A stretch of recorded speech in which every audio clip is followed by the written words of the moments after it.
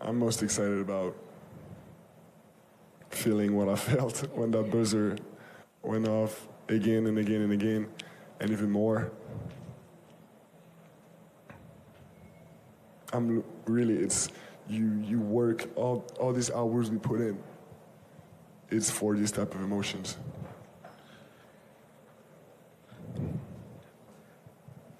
Like I want that. I want to win so bad. It's like my life depends on it. Your San Antonio Spurs are the new NBA Western Conference champions, and they're NBA Finals bound to take on the Knicks. Welcome to a live show of Spurs in Focus right here on YouTube, iTunes, Spotify, Amazon Podcasts, YouTube Music, YouTube itself. You got to go subscribe right now. Substack as well, Spurs in Focus Substack, completely free. Sign up today. I am your host, Jeff Garcia, longtime Spurs writer in San Antonio. The guy next to me is the legend himself, Rudy Campos of the Sports Answer. He is on X at the Sports Answer. I am on X at Jeff G Spurs Zone. You heard Victor right now. Yeah, your San Antonio Spurs did it. They go to OKC, Game 7. They pull out the win. We're going to be discussing the win, takeaways, general observations, what went right for the Spurs. Anything go wrong for them? Maybe little things, but more right than wrong. And then get into NBA Finals. Not a preview, just our thoughts, general thoughts. We're going to do a preview show later on this week on the rematch of 1999 Spurs Knicks, and then get into your comments, my big takeaways, Rudy's big takeaways. Rudy, I suspect everybody is not sleeping tonight in San Antonio. Well, it's a Saturday. I suspect people are going to wake up hungover, and there'll be a lot of viral clips going live about what happened on Southwest Military Drive tomorrow morning. It is going to be a party night in San Antonio and across the globe if you're a Spurs fan. Yeah, Rudy, can you believe it? The Spurs win the Western Conference Series 111-103 over the no longer the defending champs, OKC Thunder. Take the series 4-3. Right off the bat, Rudy, my thought was this. They did exactly what I needed to do. What was one of my keys to a win in our preview show? They got to come out and strike first, strike hard, no mercy. They did exactly that. They were the aggressors. They were the ones coming out, firing on all cylinders. It was the Spurs, your San Antonio Spurs, coming out, winning the opening frame 32-25. They set the tone just as they had been doing since about Game 3 to Game 7. How many times have we seen the Spurs break out into big leads to start the game? We saw it again. Once they did that, Rudy, I knew it was likely going to be a Spurs win. Your thoughts? Absolutely. I mean, the times that they've gotten off to a fast start, the biggest key was Wemby. You know, Wemby set the tone early. He didn't score 20 points in that first half, but he did set the tone early. He did put his stamp on the game. Everybody else got involved. It just got off to a very fast lead. And something that one of our counterparts, Derek Irvin, mentioned a lot to me while we were texting in the game was you can only play from behind so many times before fatigue sets in. And that's exactly what you saw with OKC. They got behind again in this game, early in the game, and you saw fatigue starting to set in. I mean, you saw McCain, got a little hot a little while there, but his fatigue set in. Chet Holmgren just, again, disappearing act. It's just Spurs got off to a massively good start. You saw the run by OKC. They were going to make a run a few times during this game. But, man, the San Antonio Spurs, that defensive presence that they had, they played outstanding basketball. That's the reason why they are your Western Conference champions. That's right, yeah. By the way, in case you didn't know, you probably already know, Victor Wembanyama is the Western Conference Finals MVP, so he picked up that hardware after the game. But I was so sure the Spurs won the game. I texted Rudy around halftime-ish, maybe early third. It was third, like mid-third. Late third? All right, around late third, I said, Rudy, it's over. It's over. It was done. And how did I know that? Because I saw the Thunder have no help for SGA. SGA had himself, I think the closest he got to a signature game. He had a good game. Yes. But, I mean, if you're a Thunder fan right now, you probably want to jettison Chet Holmgren out of OKC right now. He was just a no-show. He has fear of Wemby. I don't care if you are in favor of him, just take it at him, especially when he picked up foul 5 late in the game. Chet should have done that, but good for the Spurs, right? Chet didn't do that. It's anybody. It was a great game almost from start to finish. Now, the Spurs did kind of ease up a bit. They allowed the Thunder to come back, actually take the lead in the second half from the Spurs. But another general takeaway, Rudy, was just how many times they responded. Every time OKC punched back, they had a counter punch. Mm-hmm. Jason Wallace hits a three. Keldon Johnson hits a three. McCain gets hot. Champagny gets hot. Wemby is Wemby, and SGA was SGA. They pretty much cancel each other out. But what I loved is the Spurs. They had help for Wemby. It wasn't just the usual suspects, your Castle and your Harper and your Fox. It was guys like Luke Cornett, Keldon Johnson, Julian Champagny. Those guys stepped up. You had help all around.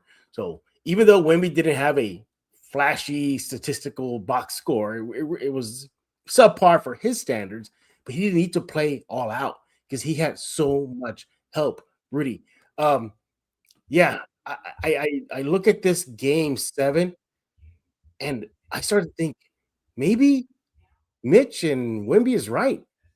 Experience, whatever. This team has the goods right now, Rudy. Yeah, I mean, let's be real. We all said they were a very inexperienced team. Beginning of the season, majority of us had them as a 5th or 6th seed, Yeah. 44, 45 wins, to go into the season. When they started playing, and they started getting, great as a team, I mean, you started to see the chemistry, you started to see the camaraderie, you saw the coaching staff make a lot of different changes. It just felt right during the regular season. We were all expecting the wheels to fall off in the regular season. Jeff, I've said that a ton of times this year. There's going to be a time maybe the wheels fall off. They never did. This team didn't lose more than 2 games in a row. You talk about experience. Name me another team with this little experience that goes an entire season without losing more than 2 games in a row, that goes into a first playoff experience for majority of the team, gets down by double digits on the road to Portland in 2 games, bounces back, gets those wins, handles a very tough Minnesota team, throws them around like rag dolls for a lot of those losses that they had. Minnesota goes into OKC in a game 7 environment and quiets the crowd from the opening tip to the last buzzer. They fought very, very hard.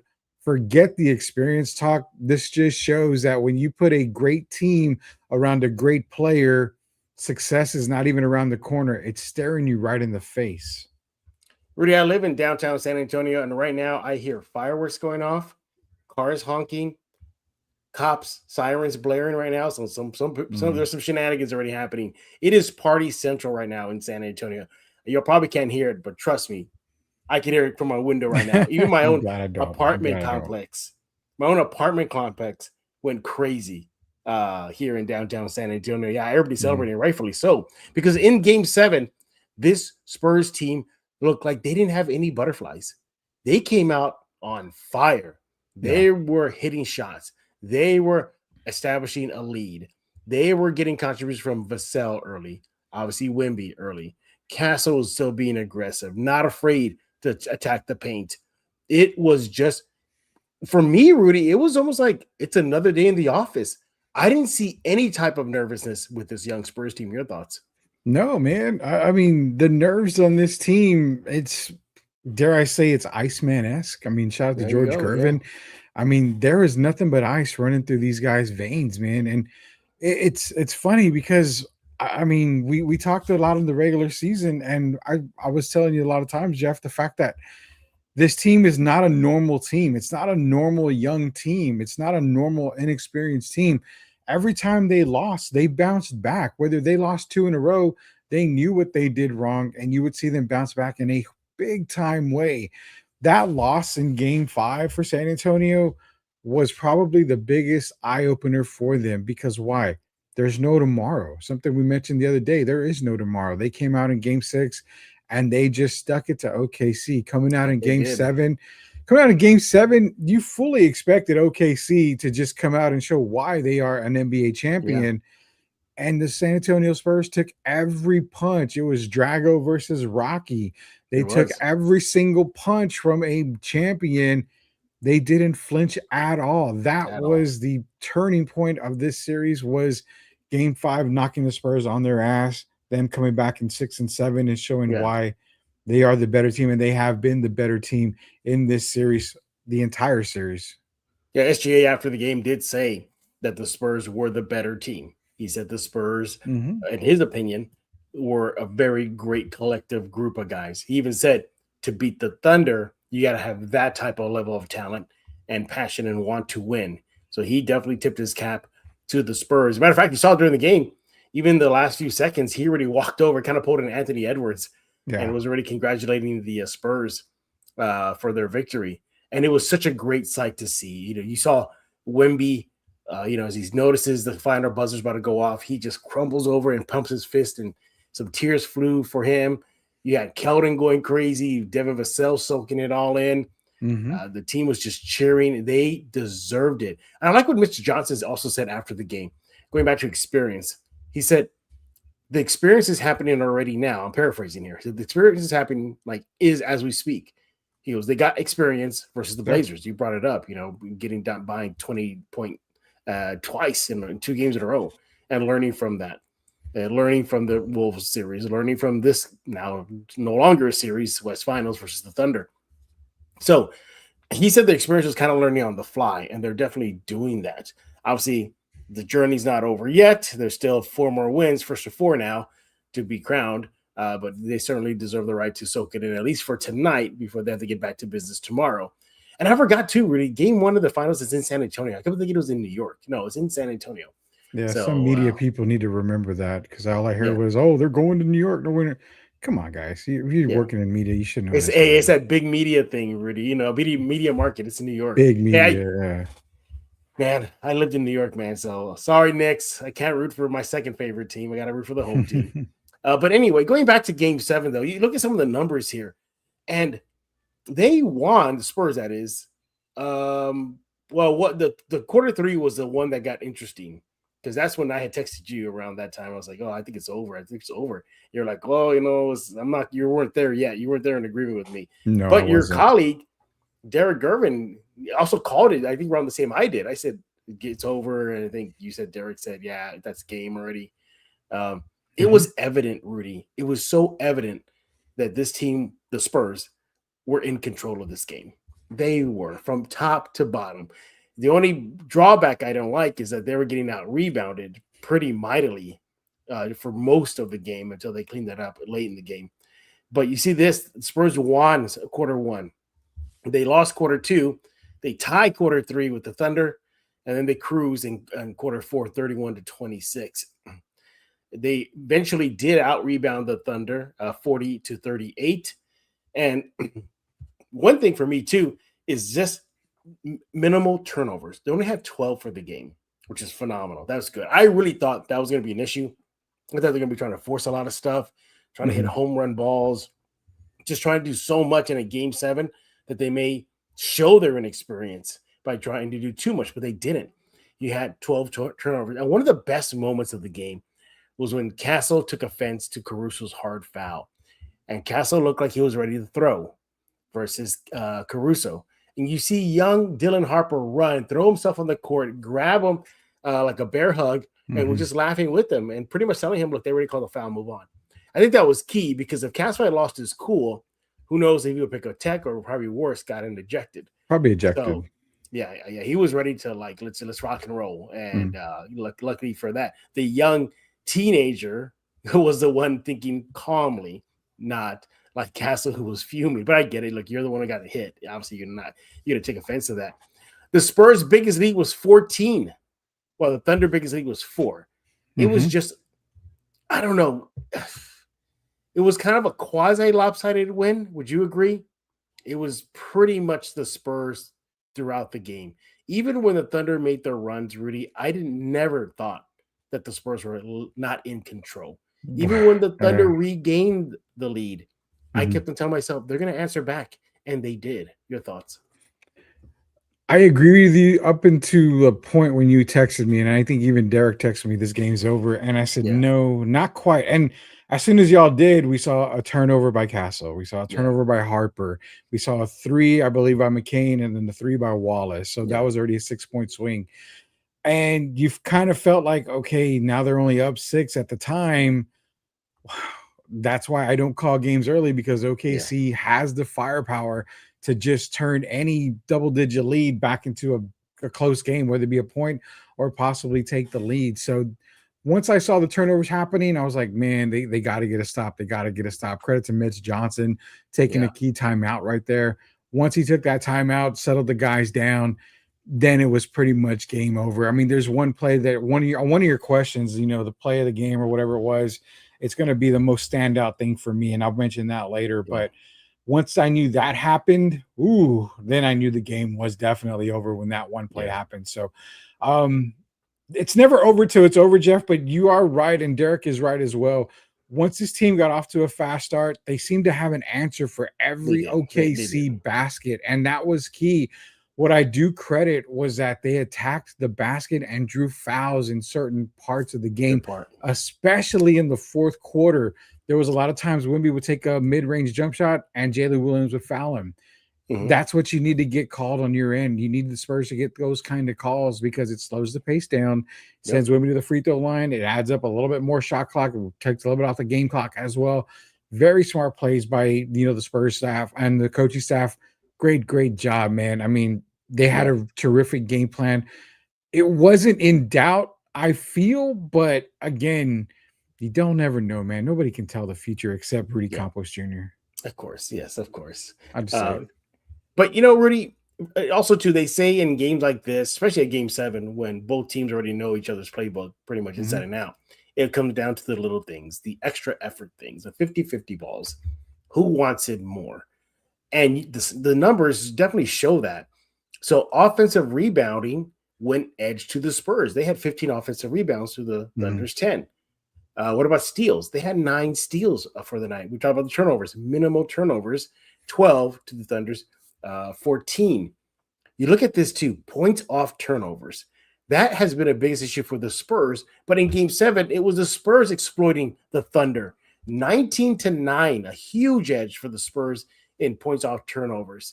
So you look at stuff like that, even fast break points, just getting out and doing what you do best, Spurs, which is just going out with up that pace and get on the break. 19-7 Spurs edge. To me, those numbers show me the want, the will that we're going to win. We're going to do all we can do. We're going to play to our strengths, in this case, fast break points and getting up downhill fast. That led to a Spurs win. The Spurs led pretty much for the entire game, everybody. They led for 44 minutes and 20 seconds. The Thunder, they led for a minute and 38 seconds. It was the Spurs were complete control of this game from jump to pretty much the end of the game, except for that third period where they were where the OKC Thunder made their biggest push. But even when the Thunder made their biggest push, it just wasn't enough. Rudy, would this series have been different if they had a healthy AJ Mitchell and a healthy J-Dub? Man, you asked me right now, would my wife ask me after the game or towards the end of the game, would those guys have made a difference? Yes. I mean, there's no doubt in my mind. AJ Mitchell more than J-Dub would have made a huge difference. Towards the end of the season, AJ Mitchell was playing magnificent basketball. As a matter of fact, when Derek and I talked about this series, he said AJ Mitchell was going to be the difference for OKC. So that shows you that the Spurs caught a break with AJ Mitchell getting hurt and being out for the series. I think if AJ Mitchell plays, we probably see a different outcome when it comes to this series as well. But yeah, those two guys being out did hurt OKC, but AJ Mitchell more than J-Dub. Williams is, they call him the second best player on OKC. He can be the second best player on OKC, but there's a lot of times where Williams doesn't go Chet Holmgren, but he's not everything you would expect him to be. So again, I think with his lingering injury all season, he wouldn't have been a factor no matter what, whether he played or not. And you kind of saw in those 2 games that he did play against San Antonio. I do want to give a shout out, Jeff, real quick here. Okay, so we have some Thunder fans in here, and I want to give a huge shout out to SGA, man. You called him, a superstar game. He can't have a signature game, and he did. And I give him credit because this was an MVP performance by Shai Gilgeous-Alexander. There was no flop. Every time he went down on the play, he got, they didn't make the call. They swallowed the whistle. There was a couple of plays, and shout out to Joel, because Joel, He was DMing me during the game, and he says, "Oh, he's going back to flopping." I said, "No, those 2 calls, man, those 2 calls that they gave him were legit fouls, and the Spurs Yeah. even knew it." Shout out to SGA. I dogged on him for winning the MVP this year. I still don't think he was the MVP of the season, but in this game, it shows why, he is always Mhm. in that MVP talk. So shout out to him. Yeah, exactly. And you look at the free throw, it was pretty much even. The Spurs went to the free throw line 19 times. The Thunder went 22 times. But again, how much does the little things matter? Mhm. The Thunder missed, was it five free throws or 6 free throws? Yeah, 5 free Totals? throws. Yeah, 5 free throws. That would have been the difference of the game right there. It would have been either a tie game or they don't need to go for a 3. So those little, and you saw SGA missed 2 free throws. He's money at the free throw line. He misses struggled. key ones. Chet misses them. It was kind of unexpected. And what I couldn't understand too is every time the Thunder had the Spurs on a potential fast break, they walked it up. That was baffling to me. They did that several times. Yeah. And then you even heard the commentators during the TV going like, run, like go. And They played slow. Walking it up, Rudy. I They was played scratching my head. slow. Yeah, they played slow, and it's weird because the Thunder, I mean, they're a team that likes to get out on the break. They thrive off of turnovers, off of steals, and getting out on the break, and whether it be shooting a 3 off the break or just getting to the basket. That's what they thrive off of, and we didn't see that at all in this series. It's almost like they changed their game plan to try to defeat San Antonio in a half-court game, and when you're one of the best defensive teams in the league, the one thing you don't want to do is play a half-court game with them, Yeah. and that kind of confused the hell out of me, is why OKC went from run and gun basketball to let's play slow, let's take our Yeah. time, let's run the clock Baffling. down. Again, I mean, a team that I can't remember what they averaged in the regular season, but if it was close to 120 points, they hit that maybe like 2 times in this series. I mean, held under 100 points twice in this series. Yeah. They just didn't have a game plan ready, and Yeah. I think the game plan that they did have just did not work against San Antonio. Yeah. Credit to Mitch, man. I mean, he changed the game plan a few times throughout this series, and Yep. it benefited San Antonio. Yeah, for the series, the Thunder were averaging 109 points per game. In the loss to the Spurs, 103, so a little below their season averages in points per game. Mhm. Well, the Spurs were right out there. They did 111. For the series, they were 112.7. So you look at how big was Game 7, and did you see any area where this team, Spurs, upped their game? Well, they pretty much were playing at their numbers here. You didn't really see some sort of big significant jump, except for 3-pointers. All right, let me go ahead and give you my keys because that's on my list of key takeaways from this game. And pull them up here for everybody. Unless I forgot to load them up. Yes, I did. All right, I'm going to put it up here for everybody.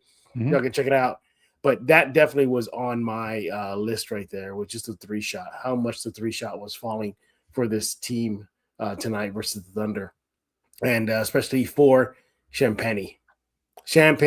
Mitch Johnson called him an unsung hero. Without his production, especially from the 3 line, this Spurs team probably is in more of a dogfight than they were throughout the game. The 3 shots were falling on the night. That's my first big takeaway.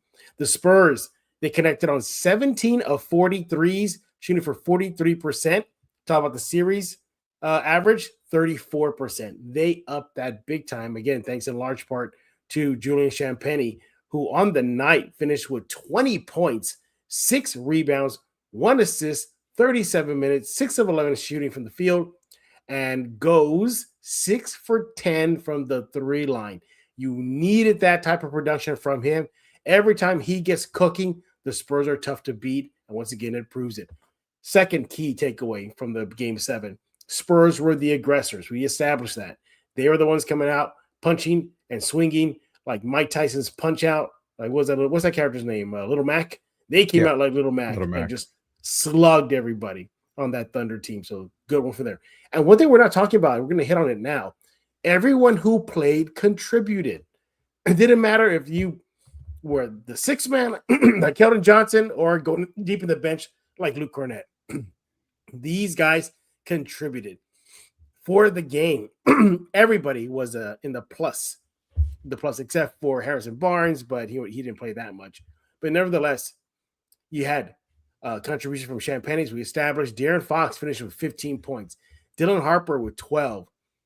Keldon Johnson off the bench with 11, and huge, big three-point shots that fell in the second half. Devin Vassell with 11. Luke Cornett, again, not a big flashy stat line, 2 points, 4 rebounds, but great defensively, especially that block on Hartenstein when the game was on the line. Even Carter Bryant, he was a +2 on the night with 2 points and a rebound. Everybody contributed. Wemby got help. I'm going to leave this up here for you to react. Rudy, your thoughts? Yeah, your takeaways, the 3 shots were falling. And of course, I mean, they ended up shooting 17 of 40 for 43%. Yeah. That was a key, when I told you last game where we're not going to see OKC shoot 25% beyond the arc and then 37% from the field. Tonight, OKC shot 34% from beyond the arc, 45% from the rest of the field. And that's what I was telling you. The Spurs have to match them. They weren't going to come out and shoot flat in Game 7. There's no way Spurs did that. And it started at the 3-point line, man. Champagne got hot. That's the guy you needed. Keldon Johnson hitting 2 big 3-pointers at the end of the game there. Dylan Harper shooting a couple of 3-pointers and making them as well. De'Aaron Fox knocking down threes. And people are always asking about where's Fox? He's knocking down 3. 3-point shot was one shot you don't want to fall in love with if you're an NBA team. But the Spurs were able to knock them down tonight. That was a massive key. Spurs are the aggressors. You saw it from the tip, man. Wemby, I believe, had 8 points at the end of the first quarter. Yep. We were always saying if they can get between that 8 to 12 point range, that the Spurs are going to be tough to beat. He got in that range that we talked about. And as you can see, they were leading after the first quarter, 32 to 25. The thing is that they had to come out and be aggressive. And it wasn't just him. It was the entire team. You saw De'Aaron Fox get in the mix. You saw Julian Champagne knock down a 3. You saw Devin Vassell and Stephon Castle get to the basket, score a couple of points there. Everybody that played tonight was bonus. That was all bonus ball. They were all aggressive. None of them came in flat. Even the 3 minutes that Harrison Barnes came in, he looked a little lost for a minute there, but he was able to recompose himself. And even he contributed to this win as well. Everyone who played contributed. That's the other takeaway that you had. I agree with it. I just said it. Everyone that played made a difference tonight. It was a team effort. I'm just sad we didn't get to see any enforcers like Plumlee or Biyombo come in the game at any point there. But yeah, great team win for the Spurs. And the takeaways, Jeff. Yeah, it wasn't needed in Game 7. By the way, did you see that video? Supposedly what Wemby told Bismack was go out there and have fun. I don't know if that was code for something, if fun is knocking him into the first row, I'm down. I'm so down for that. 90 style, baby, 90 style. Imagine getting hit by Mason back in the Knicks days or by Oakley. Yeesh. I think you wouldn't get up from that, Rudy. When I'm able to talk to David Robinson on the shows that we do, I'm going to ask him about that Karl Malone elbow he took because I remember that. Yeah, that was crazy. That was bad. That was bad. All right. Well, we're going to take our first break. When we get back, Rudy is going to kick off the second segment with his big takeaways. We're going to do turning point, standout stats, standout players. Get to your comments in a few minutes. And again, not a full-blown Spurs-Knicks finals preview, but just some general thoughts. And we'll show you the schedule coming up next right here on Spurs in Focus with Mr. Rudy Campos of The Sports Answer. Follow him on X at The Sports Answer. And don't forget to subscribe to Spurs in Focus on YouTube. You want to do that right now.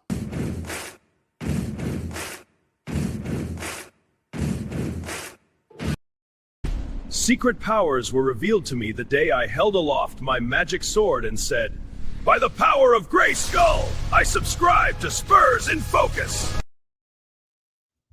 Rudy, is it true that you are the model for that He-Man character back in the day, that they sculpted him and made him look that hunky off of you? The rumors are true. I used to look like that. I used to look like that. I mean, this was way back in the day. I used to look like that. Yeah, I don't look like that now. I look like He-Man if he, got divorced and got off his diet and just, or emo Thor in the movies. Remember when he let himself go? Oh yeah, emo Thor. Yeah, I look exactly like that. That's the way I look, man. How good was it tonight for the Spurs, San Antonio in general? So you got the Spurs, the Western Conference champs, the new Western Conference champs. Yeah. The Spurs are finals bound. Right now, everybody is celebrating in San Antonio and across the globe. And the Toros had another shutout game. San Antonio's Toros won 24-0 over the Texas Syndicate, which is based in Austin. So they're undefeated. It was a great night in San Antonio sports. So Do we honk kudos to for the Toros. Toros? What's that? Do we go honking for the Toros? Yeah. Well, I think quite. they're not there yet. They got to win something, the title Okay. or something, but we'll see there. But anyway, welcome back to Spurs in Focus.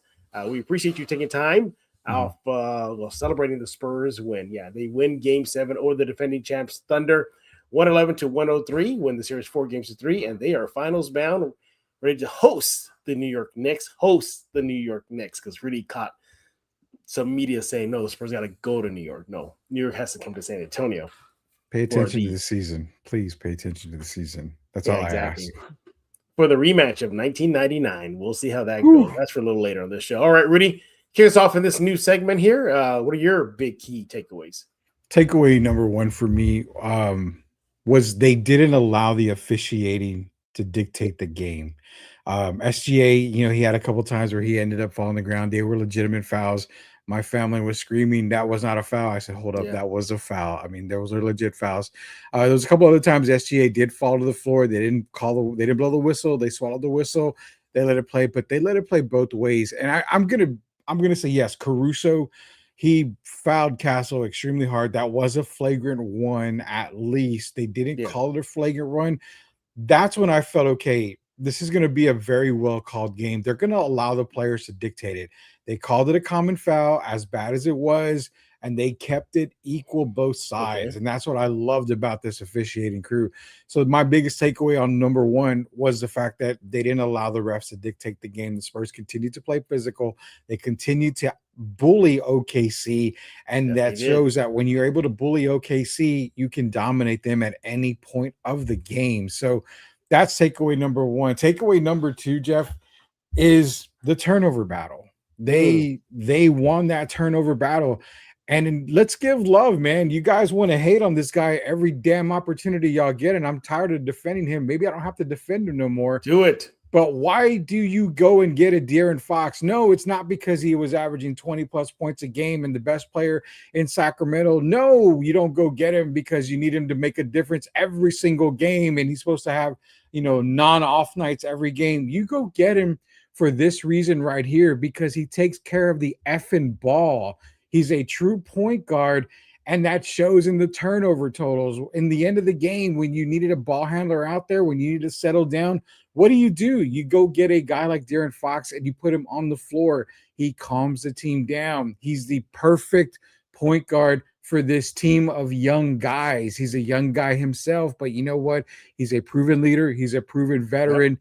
That is my takeaway. The turnovers in general, they were 12 turnovers tonight. Fox took care of the ball. They had that little run where they got back-to-back turnovers by Castle and Harper. That's why you go get him. That's why you have him. That's takeaway number two, that turnover battle. And takeaway number three is heart. That's all I got. It's heart. Because you are not supposed to be here. You were supposed to be a 5th or 6th seed at best. You were supposed to be a play-in team guaranteed. You were supposed to wait for Dylan Harper to become a superstar in the league. You were supposed to say, well, we're going to trade De'Aaron because we have too many point guards. There was a lot of supposed tos this season, and they basically put all the supposed tos, threw them in the toilet, and flushed them away. That's all that they did, because they played with heart. They played with heart from the game 1 of the season to the very, very end of the season right now of Game 7 in the Western Conference Finals. This team showed why being young doesn't matter. This team showed why champions are built, not just made. They are built in a regular season. It takes, a great coaching staff. It takes a great front office, and it takes a player like Victor to have players around him level their game up.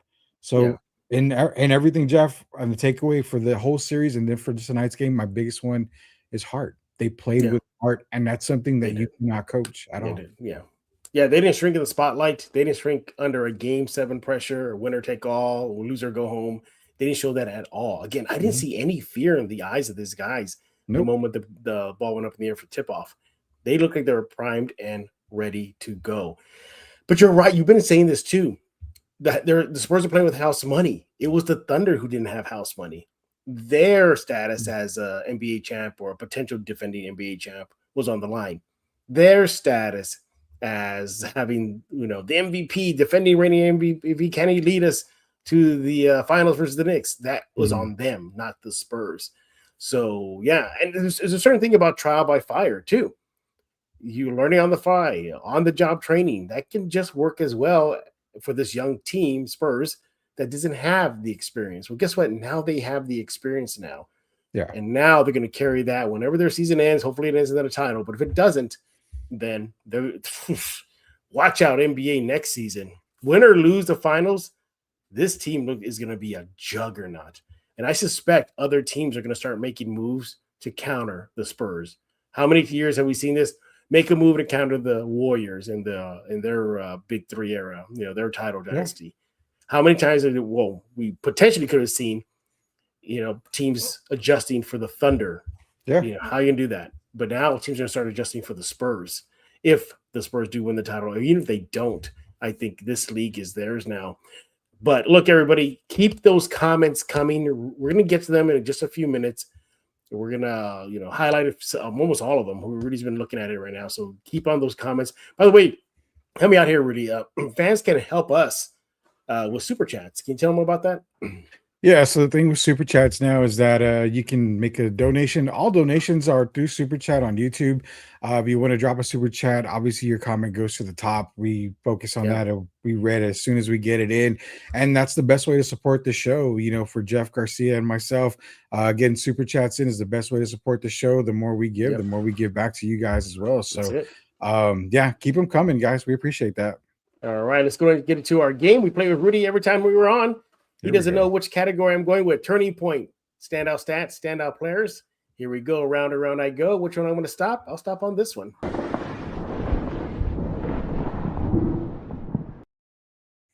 Can I just say the whole team, and that way you don't have to answer anything? No. You're obvious. Really thinking the easy way out, right? Or just say obvious. This, Wemby. Just say Wemby, and then you're obvious as Wemby or Champagne. I'm going to leave those guys for you. I always go for the guys that are, not always getting selected here. I've been going with Devin Vassell, but lately today, my standout player is going to be De'Aaron Fox. 15 points this game. He had 5 assists, and I think he had 3 steals, if I'm not mistaken, in the game. So, again, a De'Aaron Fox performance that you would expect from him. A lot of people expect him because he's our $60 million man. He should be averaging 25 points a game. Rudy's getting fired up. No, man, he doesn't have to average 20-plus points a game. He just comes in, he gets the job done. He's basically CP3 is what he's doing. He's coming in. He's being a leader. There. Yeah, he's being a leader. He's getting these young guys. I don't know about point guard yet. I mean, he probably won't ever be the point guard. No, I'm saying CP3, the point guard. Oh, yeah, CP3, yeah. But what I'm saying he's similar to CP3. He's coming in. He's keeping the guys relaxed. He's getting them calm. He's making key plays in key parts of the game. Yeah, sure, he had a couple of bad games in the regular season, maybe a couple of bad games in the playoffs. Doesn't last but one game anyway. De'Aaron Fox is one of my standout players. The other standout player, Dylan Harper, man. I mean, you can't really say much about Dylan Harper. He scored 12 points, but it felt like he had 25, 26 points on the night for those 12 points that he scored. Knocked down 2 massive 3-point opportunities there. I think one thing I will say negative about Dylan was at the end of the fourth quarter when OKC kind of kept it a little close. He tried to posterize, I believe, Chet. Chet, yeah, he went after and Chet. Obviously he got it blocked and didn't really work out. But that could have been a momentum swing for OKC because I don't think they went down and got a basket after that. Had they gotten the basket, that could have been a small turning point. But nonetheless, I love the aggressiveness. He's already a superstar. If you guys have listened to Box Score and everything that I've been on with Jeff, you would have known. Yeah, you would have known Dylan Harper would have been a superstar when he got drafted or before he even got drafted. But yeah, those are my 2 standout players for the night. I'm gonna go with the obvious. This guy. Yeah, I knew you had to. Yeah, Champagne, man. What a game for him. That was the champagne that the Spurs need. That was the outside threat the Spurs need. Again, 20 points, 6 rebounds, 1 assist in 37 minutes, 6 for 11 for the field, and 6 for 10 from the 3 line. Those 6 3-pointer makes were just daggers after daggers on the Thunder. They came at crucial times too. They wasn't just kind of like, oh, they're trying to come back. No, they were just punctuation marks on the Spurs beating this Thunder team. But it wasn't just offensively, Rudy. So what he did defensively as well. He had 1 offensive rebound, 1 steal, just 1 turnover in 37 minutes. He played a clean game, 2 fouls. He never really in foul trouble. 5 defensive rebounds. He had an effective field goal shooting, everybody, of 81.8. And on the night, he was a plus 16 for the Spurs. So my standout player is Mr. Julian Champagnie. So hopefully he can keep this up moving forward, going into the NBA final. Wow, I can't believe I'm saying that right now. Going to the NBA finals versus the Knicks, man. All right. What is the next category we got here? Let's hit Rudy with this one.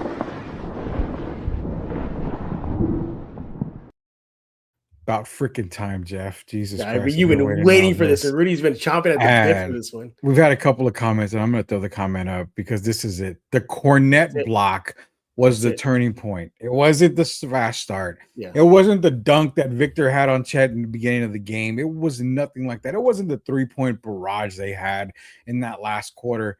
No, it was Luke Cornet. Why? Turnover, 3-point shot by OKC, bang. Turnover, 3-point shot by OKC, bang. Lead down to 6, I believe. It was 5 or 6.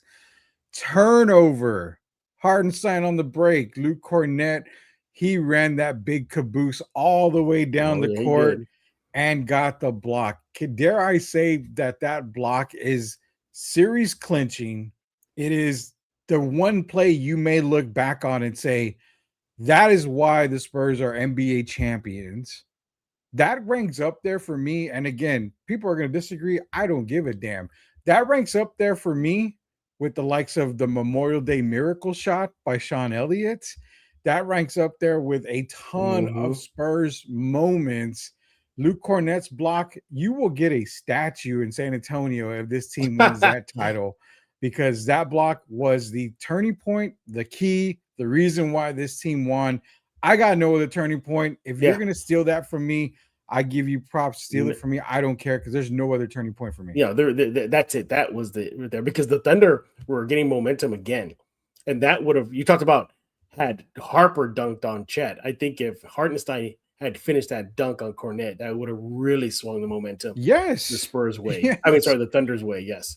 Yeah, that is the obvious, the only. Even Mitch Johnson acknowledged it. He said that was the turning point of the game. All right, let's move on.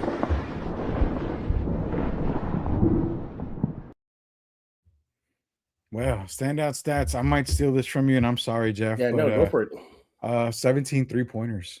Yeah, I mean, that's the big one right there. They knocked down 17 3-pointers, shot 43% from beyond the arc. And I mean, in days of NBA right now, you live and die by the 3. A lot of times you die by the 3. Luckily enough tonight, they were just hot. They were hot beyond the arc.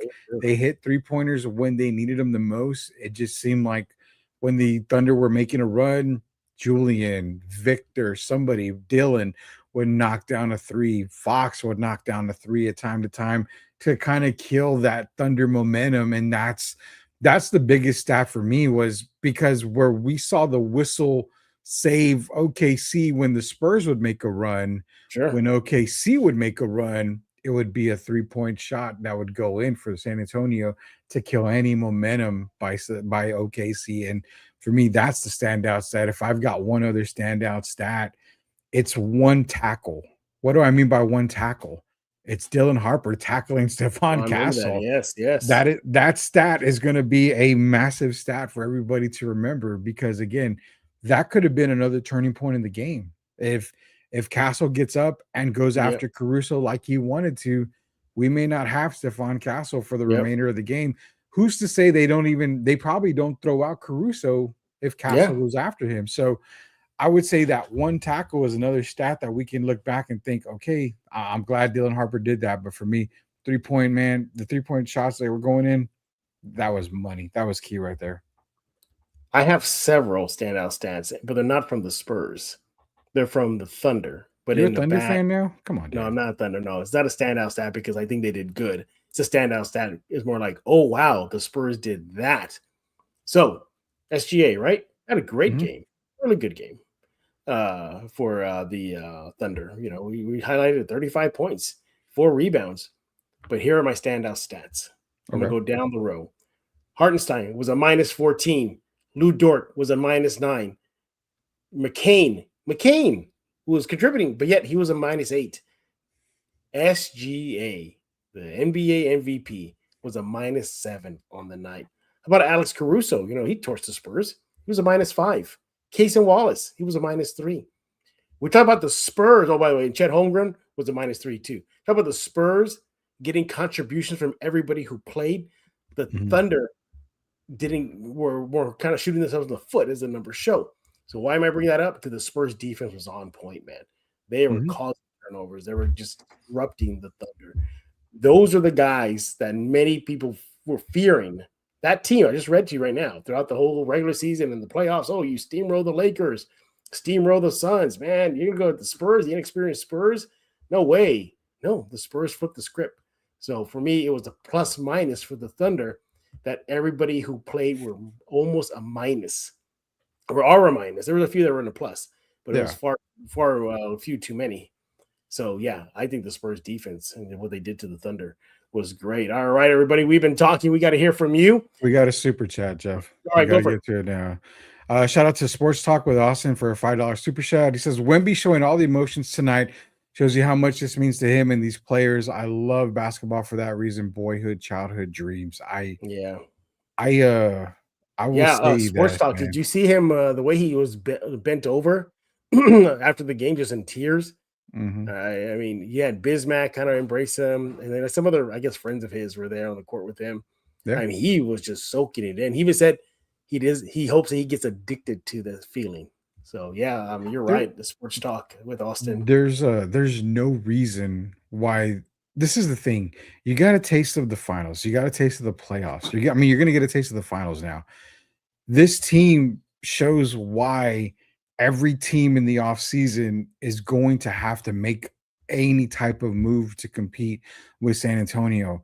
Their only losses, Jeff, are going to be what? Harrison Barnes, maybe Olynyk, guys that are key factors, but are not, big time contributors on the team. So, and let's face it, they're going to get better, San Antonio, in the offseason. They're going to have some room to play with some stuff. So let's definitely not forget that, the team's going to continue to get better. But talking with Sports in Austin, has the same feeling when Pop was on the bench. Yeah. Exactly. They worked so hard to get back to the finals. And remembering that Pop was on the bench, just finally taking a breath, finally looking down like, okay, we did it. We're back and we finally got the job done. That's the same emotion that I felt when I saw Wemby tonight. Yeah, it was just Wemby Sports Talk with Austin. It was everybody else. You saw Vassell just beaming with smiles. You can hear post game. You can hear the locker room just going crazy. The cheering and the booming and the just the clapping. Yeah. It was phenomenal too. We got to keep in mind too, Sports Talk with Austin, that the journey's not over yet. They still got four more games to win. Yeah. So we'll see what they can do there. But at least far as tonight is concerned, yeah, you soak it on. And by the way, Rudy, we got a guy from Austin right now. I guess Austin and San Antonio. We got to put our differences aside for. You can have more games. Yeah. You can have a few more games. We'll say that. We'll go back to the best tacos in the city or the state, I should say. Back to that. But thanks a lot for the $5, buddy. We appreciate it. All right, let's get to some comments now. Rudy, take it away. I'm gonna go all the way to the top, man. I love the way we started tonight, Jeff. This comment: DM Little Mama miss me with all the drama. Victor Wembanyama, Spurs in 7. Giving us the Shannon Sharp right there. Vinicius, I won't even pronounce that. He says, hello, guys. That's what it was. Joel's in here, Texas Rican, a great, supporter of the show here. I've been a supporter for a long time. Someone filed a missing report on Chad Comer because he was nowhere to be found. Man, I swear I got Thunder fans right burning his jersey right now. I got a text message right now. I'm not going to say from who. Okay. It's an NBA player, former NBA player. And it's not, I would say Derek texted me one time, but it's another guy that said, look for Giannis to be in the OKC rumors and Chet being on the way out. So for sure. We'll throw that in there here for a little bit. Keldon telling Coach no when being taken out was gladiator level. Definitely was there. Series MVP was Luke Cornett for the block. Saved the game, saved the series. Why can't we give Luke Cornett a statue? How about this? Can I give him a round of applause, Rudy? Is that cool? Yes. Can I do that, or let me get the applause sound effect? There we go. Shout out to Luke Cornett, man. Silver Ventures, another great supporter here of us here on Spurs Focus. Wemby and crew came out to play tonight only for the overstayed consistent as they played most of the year. We are going honking. There's no doubt. It's happening right now. The free throw I can hear it. Oh, I know you can. The free throw run by OKC and the refs. Wow, they had a couple of runs for free throws, but the disparity wasn't as bad. I mean, again, they only shot 3 more free throws in the Spurs tonight. So they did, it was pretty even. You're right. The refs called a pretty fairly even game. It was a great game. It felt like game 1. I mean, the refs were great, like in game 1. Congratulations to the team of San Antonio Spurs. Congratulations to our city. Congratulations to the show for 4 more wins. Let's go Spurs. 4 more wins. I am being stalked again, as mentioned before. That name was familiar. Spurs. So good old San Antonio. I met her at the Comic-Con that I was at recently. Yeah, you met my stalker. Yeah. My stalker is in here. It says that was heartbreaking. Brutal San Antonio a huevo. We've got as a Thunder fan, congratulations on the hard-fought series. Now beat the Knicks. I told you. Hey, the Knicks have been wanting the Spurs. They've been saying we want Wemby, so here it is.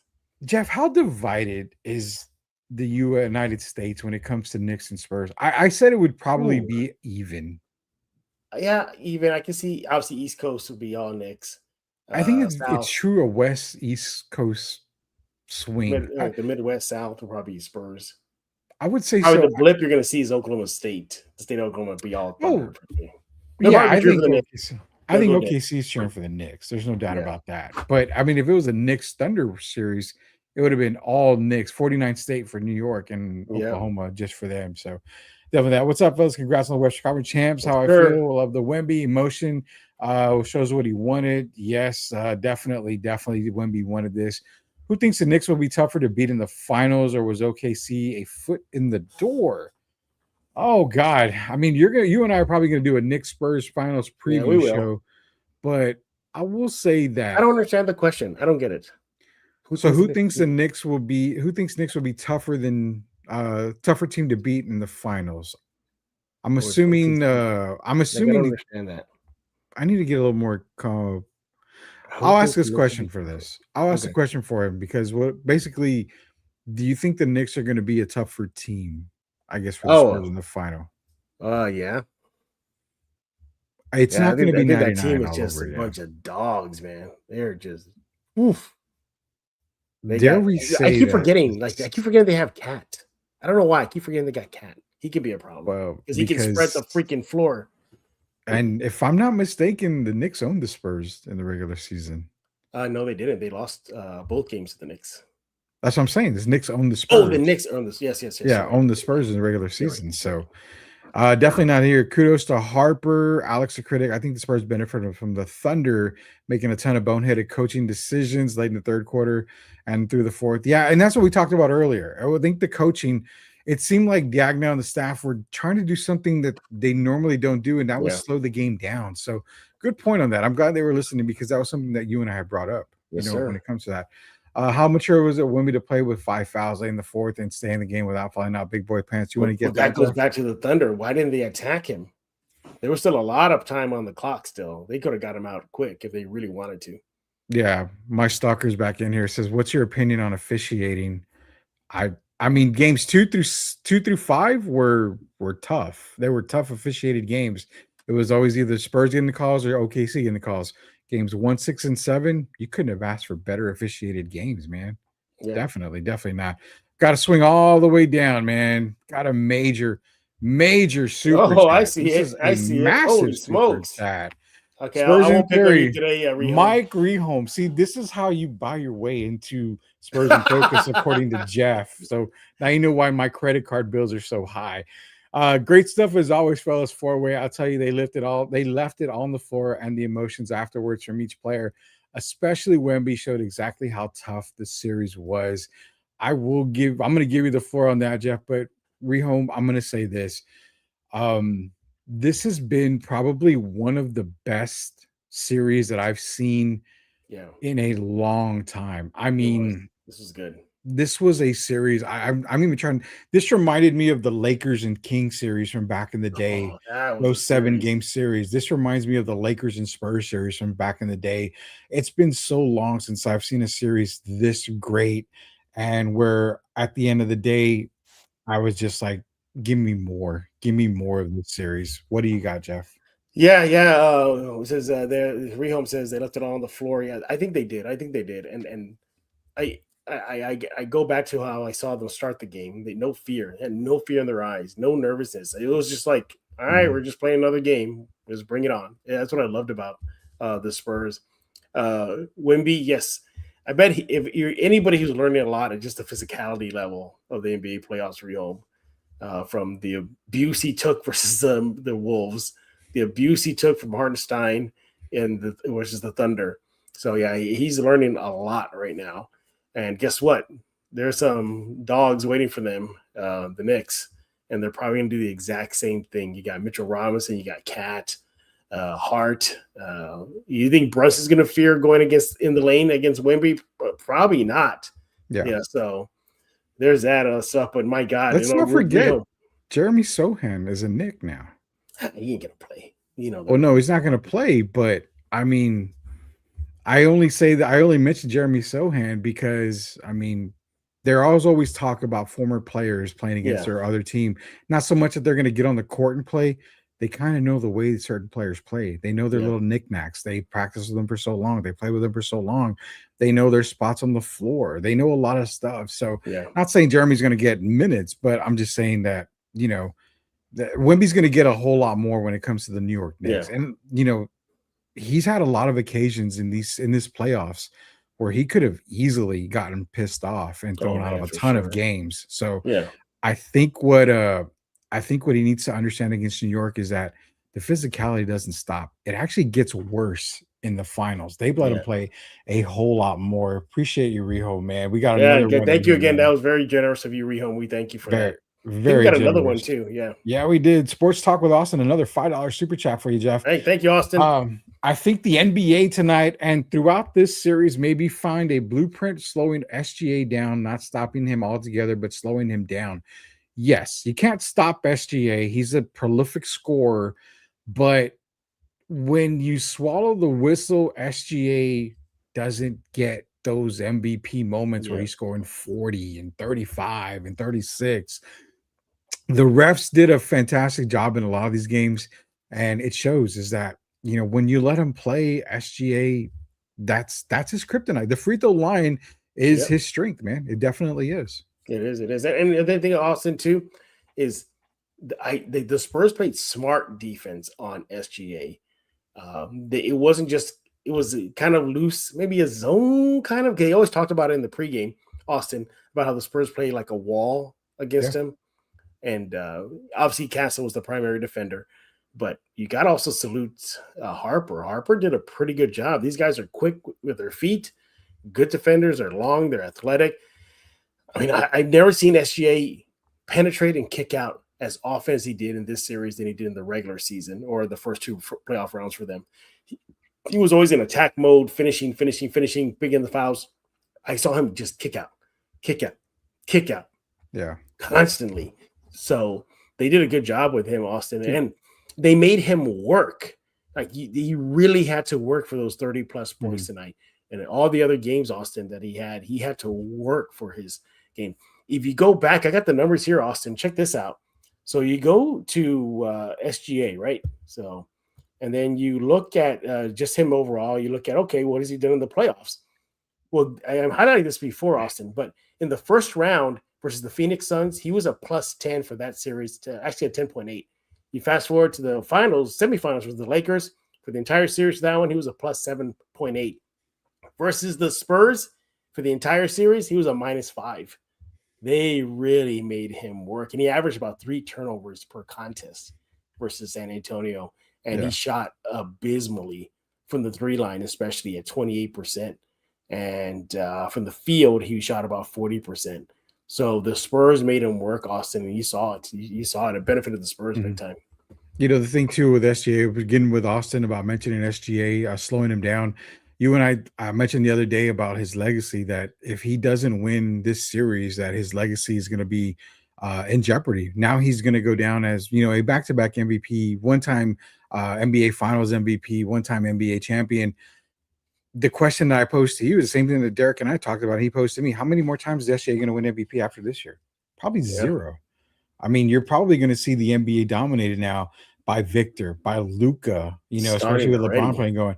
Anthony Edwards is going to be in the MVP talk. If Jaylen Brown gets traded out of Boston, he's going to be in the MVP talk. So, I mean, you're the chances of SGA winning more MVPs now probably are done. So you got to look at that. He needed this victory over San Antonio.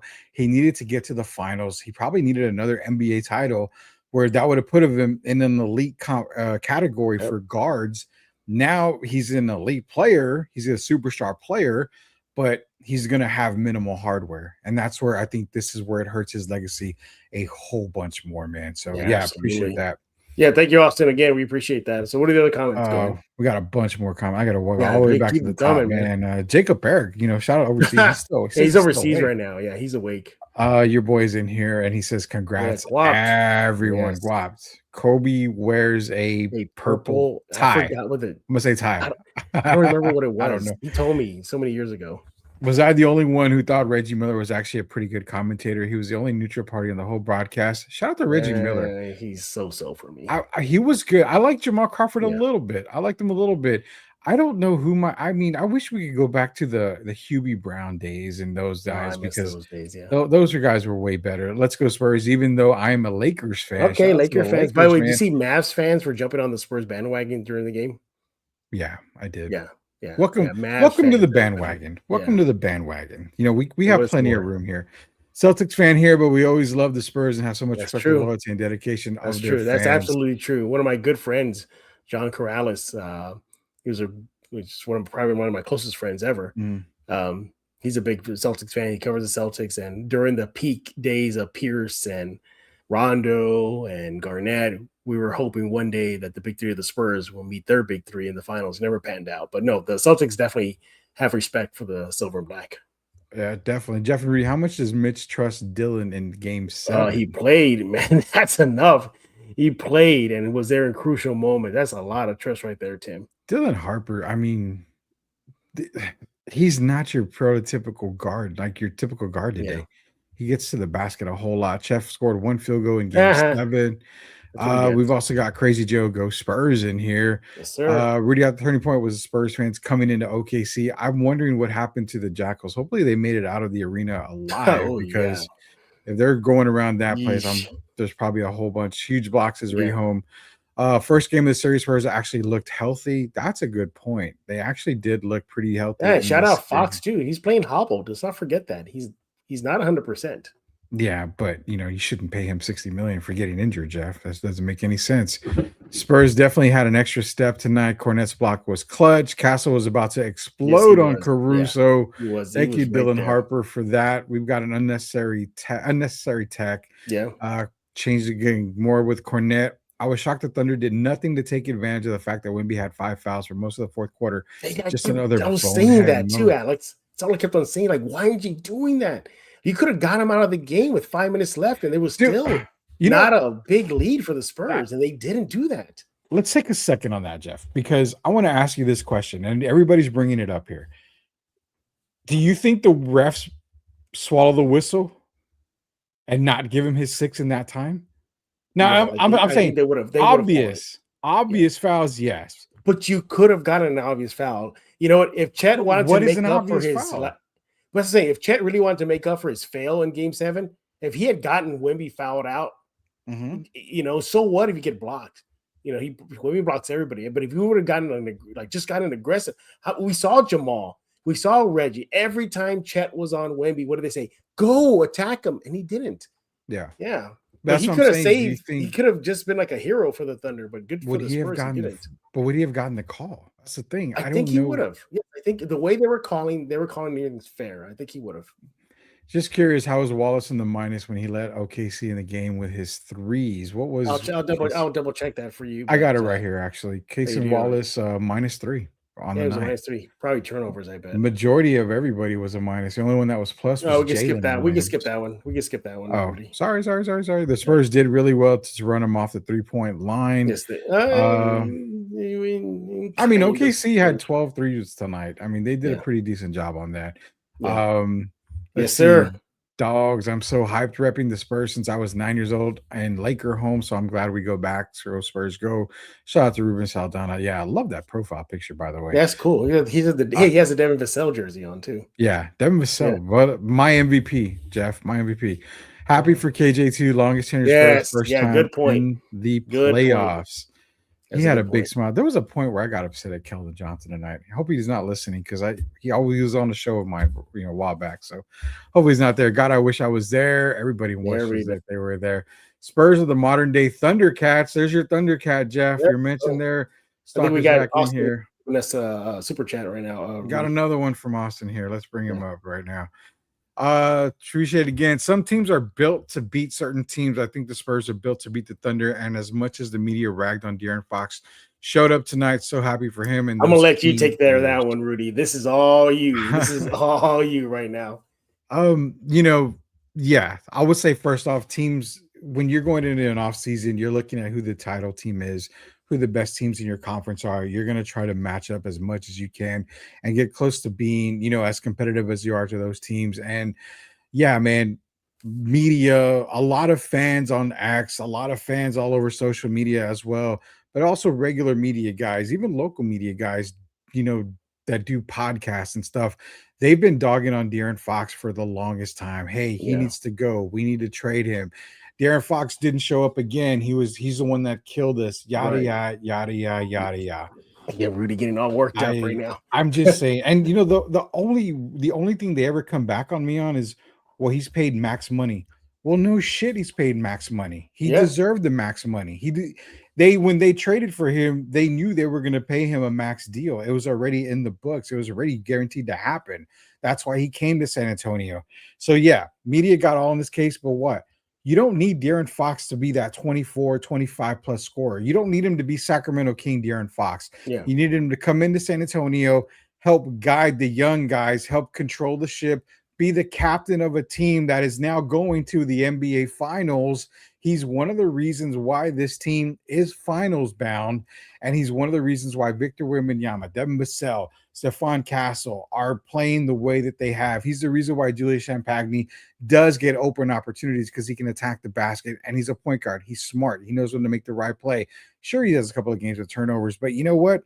For those couple of games that he screwed up and maybe had a bad fourth quarter or a bad game where he had a bunch of turnovers, there's probably 4 or 5 other games that he's the reason why the Spurs have won certain games. So quit dogging on De'Aaron Fox. I know it's not Sports Talk with Austin dogging on him, but it's a lot of the other media people here in San Antonio, a lot of podcasts in San Antonio, even national media sometimes will dog on him. Leave him the F alone. The guy's a dog. The guy's a winner, and he's proving it now. This for you.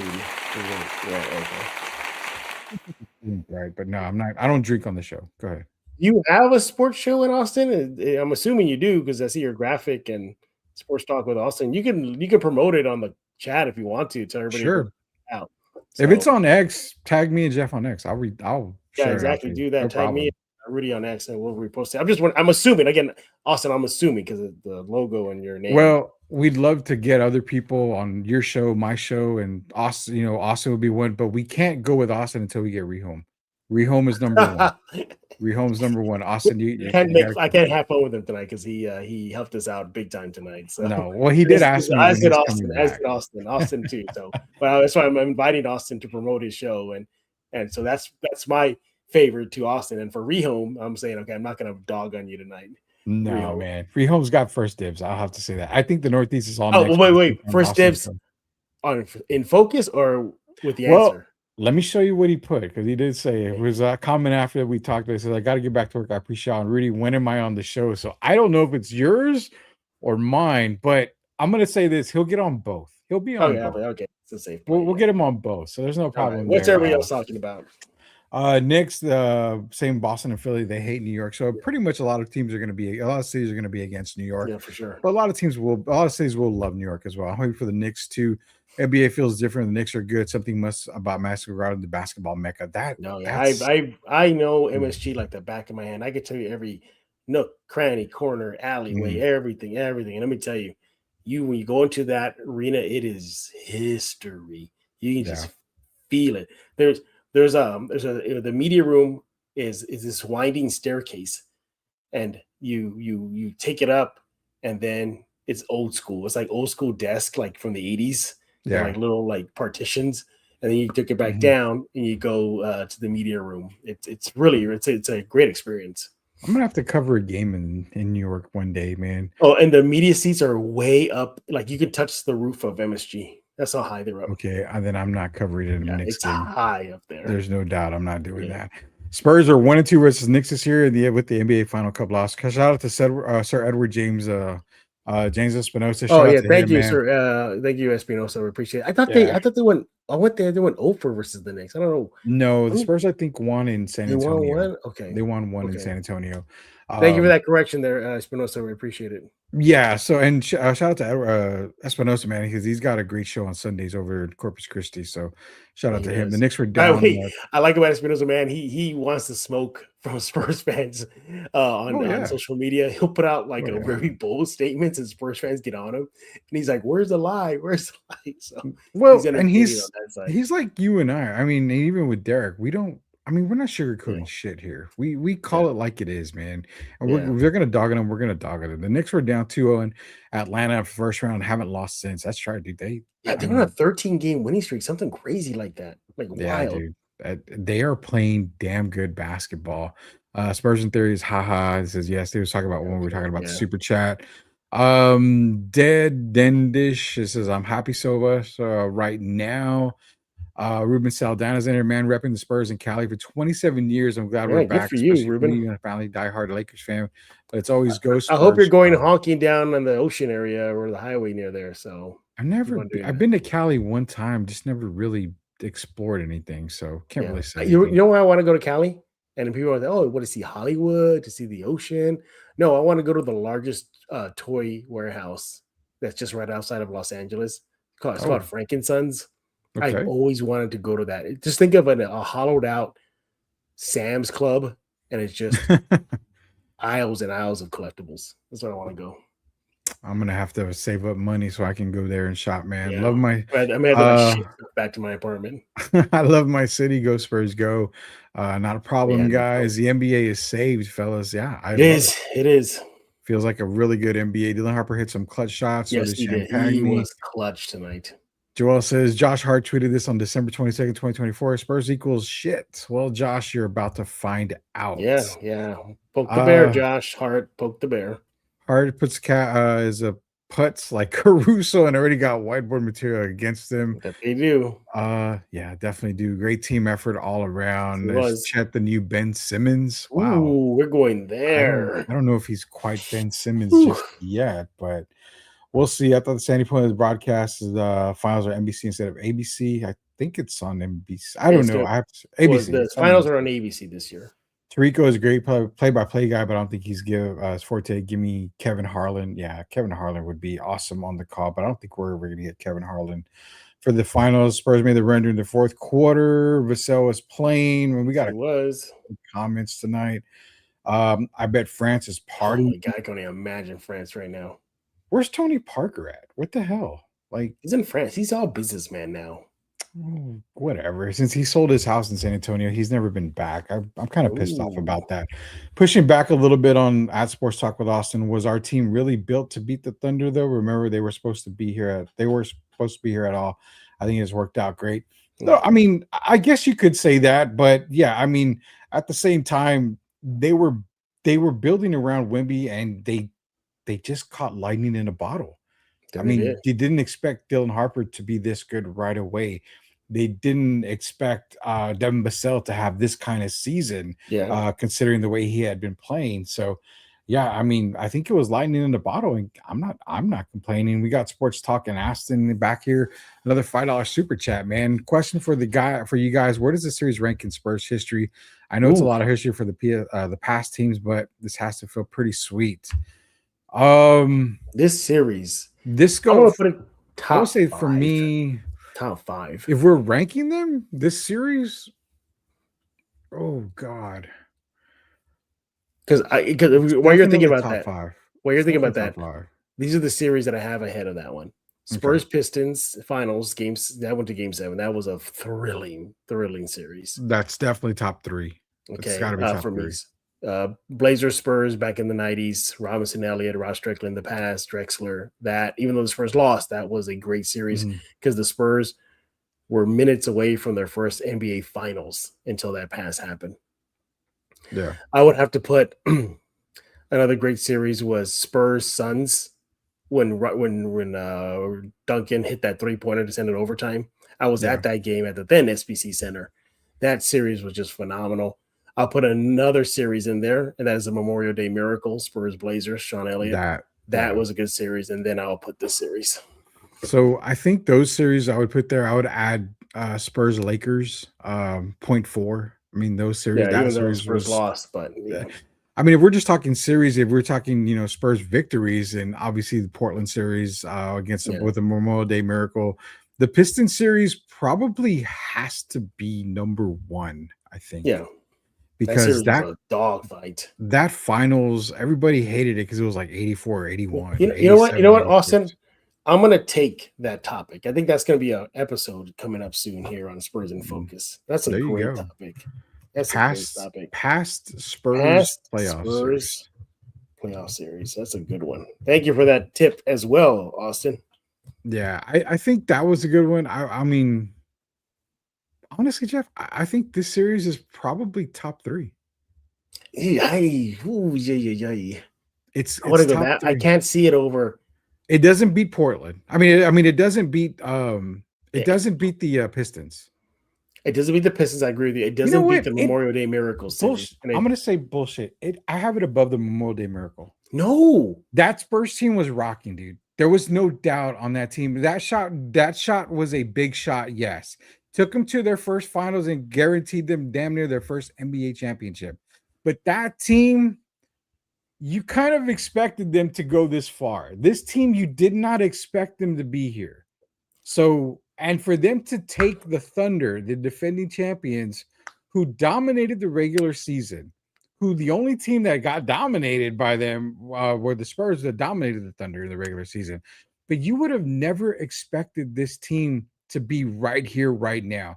This series has to be above that series. It truly has to. I mean, why don't we save it for the upcoming episode? Damn it, Jeff. Damn it. All right. Look at Austin. You got Rudy all riled up with this. Rudy loves these type of topics. You put him in a multi-verse topic, like him. Man, we always talk about like rankings and stuff. Rudy will go wild on it, man. All right. What is some? Thank you, by the way, Austin, for that. Yeah. We appreciate it. Appreciate it. We got a few more that came in.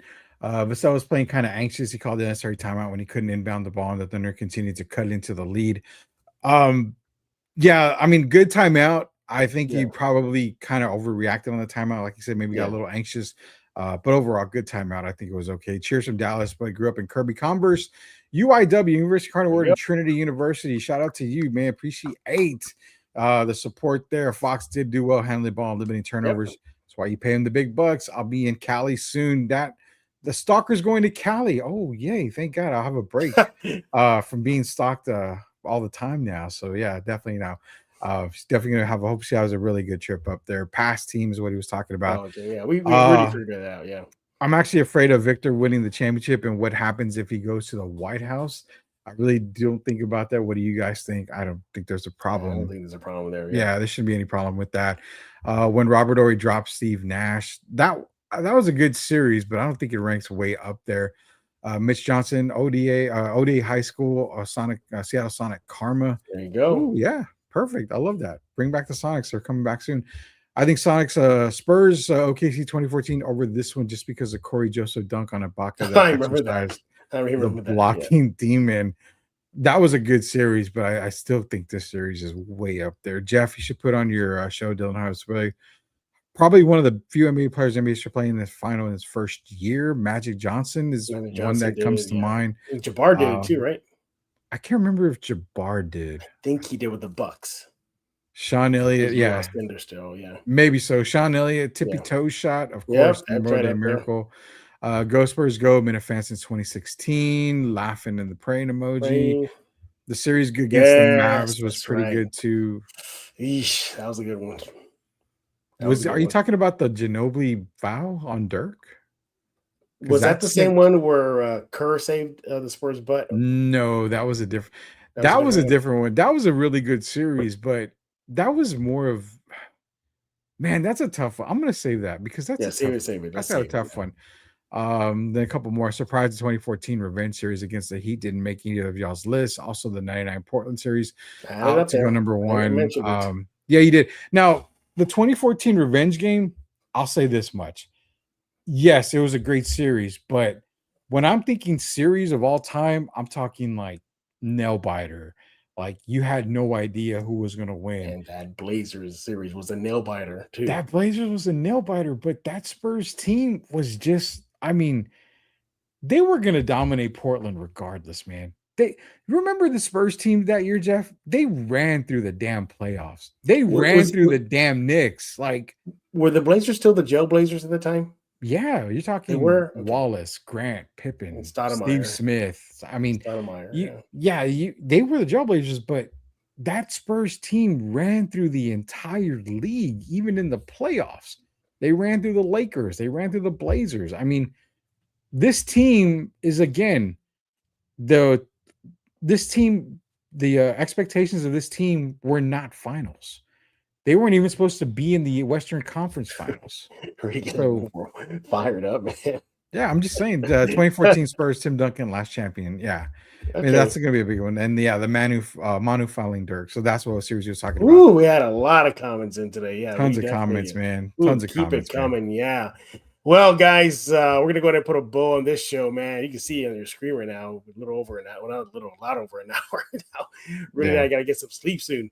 But hey, listen, we appreciate the comments. We appreciate the super chats. Keep them coming.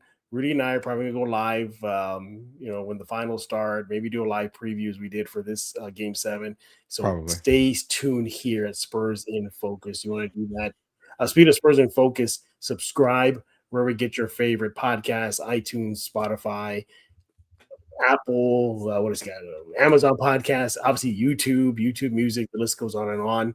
And that guy you see on your screen, he's Mr. Rudy Campos. We want you to follow him right now at The Sports Answer on X and give us your thoughts on our recap of Game 7, going to the finals. Now, by the way, real quick, let me show you the final schedule, everybody. In case you're wondering, I have it here. There it is.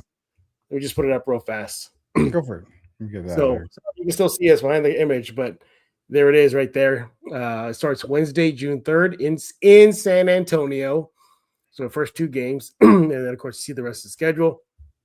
All games you see, if you're on the East Coast, 8:30, you're in San Antonio Central, it's 7:30. So every single game is at 7:30, all right? So there you have it. We will do a complete breakdown, Spurs, Knicks, throughout the week. Well, actually throughout the week because they play on Wednesday. So in the coming days, what to expect, breakdown, all that good stuff. I know some Nick shows and their hosts. I'm going to see if they can come on the Spurs in Focus and talk about the Knicks as well with us, the Spurs fans here. So there's your quick look at the schedule. I'll leave it up for like 3 more seconds. 1, 2, 3. There you go. So yeah, finals are upon us this Wednesday. But again, as I said, let Rudy know your thoughts on his takes on Game 7. And beyond that, let me know on X at Jeff G Spurs Zone. And it's a Substack. Go subscribe right now. Spurs in Focus Substack. Just Google it. It's there. It's free. Sign up right now. We definitely appreciate that too. But yeah, what a night, buddy. What a night, everybody. Everybody, I mean, can you believe it? Spurs are going back to the finals, chasing title number 6. And if they get title number 6, Rudy and everybody else watching, They'll tie the Bulls for the most NBA titles in NBA history. Third most titles that they'll be able to tie the Bulls. They'll tie it. The Bulls, Michael Jordan Bulls, those guys, they'll tie it. Once again, your Spurs beat the Thunder in Game 7, 111-103. They win the series 4 games 3, advance to play the Knicks in the 2026 NBA Finals and a shot at NBA glory. Rudy, what's going on with the answer? Yeah, so obviously we're going to have to continue Spurs talk because now they're in the finals. So Derek Irvin and I are going to be talking Knicks Spurs NBA Finals. You can catch the Friday Drive, obviously, on Fridays around 5:30. Be sure to go to Answer Now TV and Box Score Studio TV. That way you can be sure to catch Derek Irvin and I. You can also catch me on X at the Sports Answer. Plus, just announced tonight, man, you want to catch us on the Friday Drive as well. You can now catch us on Jeff's Twitter account as well. So we'll be going live on Jeff's Twitter on Fridays now. More ways to look at the Friday Drive with Derek Irvin and myself. And it's just going to be probably all NBA talk this coming week with the finals. I mean, we'll see what Game 2 is going to be that night. So we'll get you ready for Game 2. We'll have reaction to Game 1. Football season's right around the corner, so we got a lot going on, man, over at the Sports Answer. Yeah, and just like Rudy, we're here at Spurs and Focus. We're going to have to cram it in because it's a quick turnaround for the NBA Finals. It's Sunday, Monday, Tuesday, and that's it. So, we're going to have to go quick on this and get everything in before that first game in San Antonio. Don't listen to what the media says. It's in San Antonio. All right. Yeah. Everybody, we thank y'all for staying up late right now. I know all of San Antonio is going to be up late tonight partying, but once tonight is over, remember, it ain't over yet. The Spurs got to get 4 more wins, and then it'll be all over. We'll see when that happens versus New York soon. So for everybody, thank y'all for joining us. Thank you for the super chats, whoever contributed. We appreciate that as well. So for Mr. Rudy Campos, I am Jeff Garcia, and now you're in focus with Spurs in Focus.